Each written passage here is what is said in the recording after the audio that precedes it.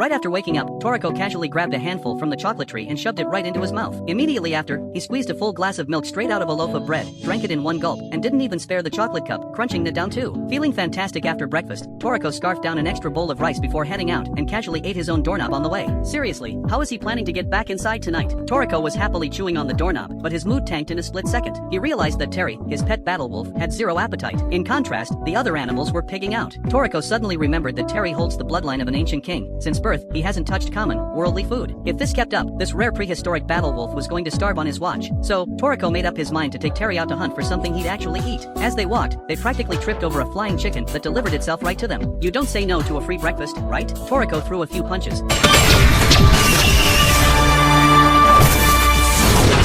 instantly turning the bird into a delicious roast. But despite the mouth-watering food, Terry didn't even glance at it. Toriko, however, had plenty of appetite and wolfed it down before Terry could change his mind. He polished off thousands of pounds of meat in a flash, and being a true foodie, he even deep-fried the bones and ate those too. Toriko was eating like a king. Terry looked like he was silently swearing at him. With no luck, Toriko had to keep searching. Suddenly, he spotted a white apple tree. These things go for 10 grand a pop and taste amazing. Toriko picked one and offered it, but Terry just shook his head. Toriko started getting anxious. If they dragged this out any longer, Terry's body was going to collapse, but he was fresh out of ideas. Toriko decided to take Terry to the biggest wholesale market in the gourmet world. The ingredients here were insane. Soda watermelons that spray juice when ripe, oysters that grow dry persimmons, and giant crabs weighing over 20 tons. There was endless food, yet nothing caught Terry's eye. Toriko was stressed out. Was he really going to watch him starve to death? Just then, Toriko's buddy Tom arrived with some intel. He explained that Terry was fasting because he looked down on these common human world ingredients. The battle wolf inherits the noble genes of the wolf king, the ruler of the gourmet world, so if you want him to eat, you probably have to hunt in the gourmet world. Toriko wanted to head out immediately, but Tom stopped him. With Toriko's current strength, going to the gourmet world would be a suicide mission. But there was good news. A plant originally from the gourmet world, BB corn, had sprouted in the human world. This corn grows dozens of stories high, and a single kernel makes enough popcorn to feed 100 people. Hearing how magical this stuff was, Toriko was convinced this was what Terry needed. But Tom warned him that getting BB corn was near impossible.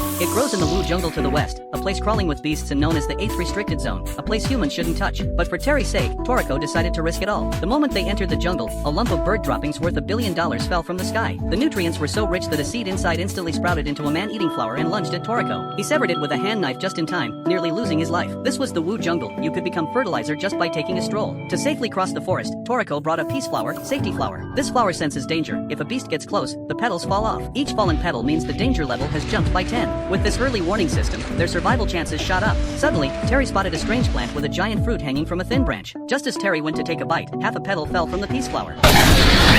Sure enough, danger was here. Even though it was only half a petal, meaning a capture level of 5, Toriko stayed on high alert. As they went deeper, 3 whole petals dropped silently. That meant a monster with a capture level of at least 30 was incoming. Suddenly, Terry was grabbed by a monster and strangled to the point of suffocation. The situation was getting ugly. Seeing this, Toriko didn't plan to step in directly. Aside from finding food, this trip was about awakening Terry's kingly instincts. But seeing Terry hanging by a thread, Toriko unleashed his massive intimidation, Dochi, scaring the peace flower into dropping 6 petals instantly. The sheer pressure shocked the monster into letting go, and Terry escaped. Now it was Terry's turn to shine. He sprinted along the monster's tentacles, aiming for the main body, but got swatted away. The beast looked clumsy but was surprisingly agile. Terry didn't give up and pounced again.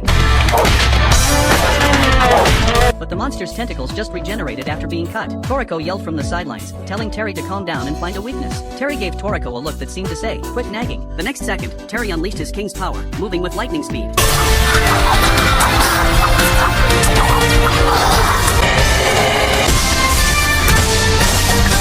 He used the friction from his high-speed run to ignite the air. Plant monsters hate fire, and it was instantly incinerated. Terry's combat talent was off the charts. After the battle, Toriko was curious about what kind of plant was thick enough to have moving roots. He sprinted up the trunk to check it out. Lo and behold, it was the BB corn they had been searching for all along.